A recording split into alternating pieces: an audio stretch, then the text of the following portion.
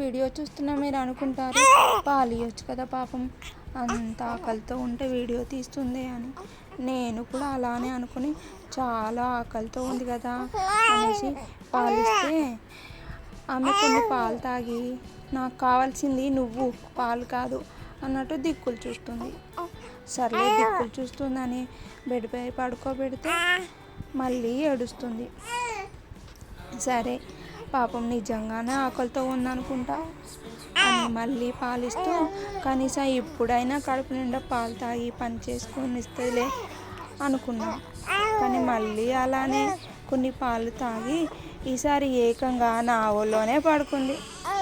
అమ్మయ్య, మొత్తానికైతే పడుకుంది.